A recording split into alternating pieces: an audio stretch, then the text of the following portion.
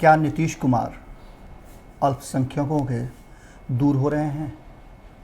क्या अल्पसंख्यक अब उनके वोटर नहीं हैं? हम ये प्रश्न इसलिए उठा रहे हैं कि जिस तरह से अब जो खबर के आगे हम आपको विस्तार से बताएंगे उसमें ऐसी ही चर्चाएं होने वाली हैं और शुरू भी हो चुकी हैं। नमस्कार, बहुत बहुत स्वागत है आपका भारत लाइव में। जैसा कि आप सभी जानते हैं कि बिहार में चुनावी वर्ष है। 3 महीना के बाद चुनाव होने हैं और इस चुनाव को लेकर के तैयारियां भी शुरू हो चुकी हैं। अब इस तैयारी में नीतीश कुमार का एक फैसला ऐसा आया है जिस फैसले ने अल्पसंख्यक समाज को लेकर के एक चिंता जाहिर कर दी है। इसकी चर्चाएं भी भीतर खाने में शुरू हो गई हैं और लगातार अब नीतीश कुमार से सवाल पूछे जाएंगे कि क्या वो अल्पसंख्यकों के साथ अब नहीं है या अब अल्पसंख्यक उनके वोटर नहीं रहे। इसके साथ ही एक सवाल और भी पूछा जाएगा कि क्या नीतीश कुमार अपनी आइडियोलॉजी, अपने सेकुलरिज्म से समझौता कर चुके हैं? क्या भारतीय जनता पार्टी में विलय करने जा रहे हैं या फिर जैसा कि तेजस्वी यादव और विपक्ष लगातार हमला कर रहा है, लगातार कहीं ना कहीं कांग्रेस उनसे दूरियां बनाती जा रही है। वो कांग्रेस जो नीतीश कुमार को एक आइडियल मुख्यमंत्री के रूप में मानती थी, वो भी पिछले 2017 से नीतीश कुमार से दूरी बनाती जा रही है और लगातार हमले कर रही है। इसके पीछे सबसे बड़ा कारण है वो जानना आपके लिए बेहद जरूरी है। जैसा कि आप सभी जानते हैं कि विधान परिषद के चुनाव की तिथियां भी घोषित हो गई हैं और यहीं से वो पूरा कड़ी जुड़ता जा रहा है विधान सभा चुनाव से।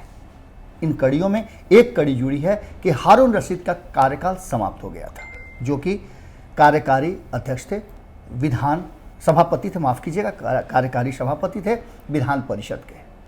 कार्यकाल समाप्त होने के बाद क्या नीतीश कुमार के खेमे में अल्पसंख्यकों की कमी हो गई है, जिसके कारण उन्हें ये पद भारतीय जनता पार्टी की तरफ शिफ्ट करना पड़ा?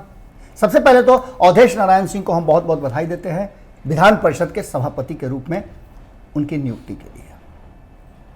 अवधेश नारायण सिंह किसी परिचय के मोहताज नहीं है, एक बेहतर प्रशासनिक नेता के रूप में जाने जाते हैं। नीतीश कैबिनेट में श्रम संसाधन विभाग के मंत्री भी रह चुके हैं 2008 से लेकर के 2010 तक। आरा के रहने वाले हैं, उनका जन्म स्थान आरा का एक गांव है, छोटा सा गांव है। शिक्षा दीक्षा उनकी रांची में पूरी हुई है और पहली बार नहीं है, ऐसा दूसरी बार है कि वो चुन करके आए हैं विधान परिषद में। लगातार विधान परिषद के क्रियाकलापों में वो जुड़े रहे हैं और एक सम्मानित और सुलझे हुए नेता के रूप में जाने जाते हैं। खूबियाँ बहुत सारी हैं, लेकिन राजनीति में चर्चाएं उतना ही ज़्यादा होती हैं। क्या ये एक पद देना नीतीश कुमार के लिए मजबूरी हो गई थी? क्या अब नीतीश कुमार का मोह भंग हो रहा है? इन सब बातों की चर्चा लगातार अब होनी है। आपने देखा होगा कि किस तरह से एनआरसी, सीएबी, सीएए को लेकर के जमकर नीतीश कुमार कटघरे में खड़े रहे हैं, जिसके चलते उनके सबसे करीबी प्रशांत किशोर ने उनसे किनारा कर लिया था। इन सब बातों के बाद अब अल्पसंख्यक समाज के कई नेता हैं जो भले ही सामने से कुछ न बोलें, पर उनके अंदर ही अंदर एक बात की घुटन जरूर है कि नीतीश कुमार अब वो नीतीश कुमार नहीं रह गए जिस नीतीश कुमार को जाना जाता था समाजवादी सेकुलर नेता के रूप में।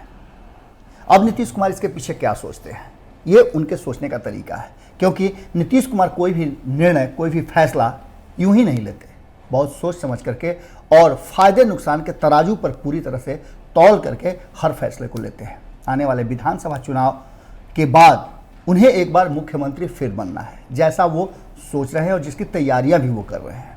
अब इन तैयारियों में जोड़ करके इस फैसले को भी देखा जा रहा है। कहीं ना कहीं उन्हें ऐसा लग रहा है, जो विपक्ष का कहना है और विपक्ष इस बात की चर्चा भी कर रहा है कि नीतीश कुमार अपने बदौलत अब चुनाव लड़ने की स्थिति में नहीं है। जनता उन्हें नकार रही है और नकार चुकी है। जिस तरह से लगातार नीतीश कुमार अपने ही फैसलों को बदलने के लिए बाध्य हो रहे हैं, जो कि उनकी प्रकृति के खिलाफ है। इस स्थिति में एक बार फिर से नीतीश कुमार का भारतीय जनता पार्टी के पिछलग्गू बनने का, भले सामने से भारतीय जनता पार्टी उनके पीछे पीछे चल रही हो, पर यह पूरी तरह से प्लान्ड वे में लग रहा है और ऐसा लग रहा है कि भारतीय जनता पार्टी ने पूरी तरह से नीतीश कुमार की आइडियोलॉजी और नीतीश कुमार के मन मस्तिष्क पर अपना कब्जा कर लिया है। एक बार फिर से अल्पसंख्यक समाज इस बात पर किस तरह से रिएक्ट करता है और नीतीश कुमार के लिए कितना ज़्यादा मुश्किल भरा होगा विधानसभा चुनाव में, ये देखने वाली बात होगी। पर तत्काल जो चीज़ें सामने नजर आ रही हैं कि अवधेश नारायण सिंह विधान परिषद के सभापति के रूप में स्थापित हो गए हैं। जुड़े रहें भारत लाइव के साथ, खबरों का सिलसिला लगातार जारी है। आपकी नज़र भारत लाइव पे होनी चाहिए, हमारी नज़र तो आप जानते ही हैं कि खबरों की टोह में है। हमारे जो भी रिपोर्टर्स हैं, विशेषज्ञ हैं, अलग अलग घरानों में जाकर के, राजनीतिक दलों में जाकर के, सामाजिक समीकरणों में जाकर के, टोह लगा करके, ढूंढ कर, खोज कर खबरें आपके लिए लाते हैं। यही कारण है कि जो खबरें आप यहाँ देखते हैं वो पूरी तरह से आपके हिसाब से और आपके लिए होती है। नमस्कार।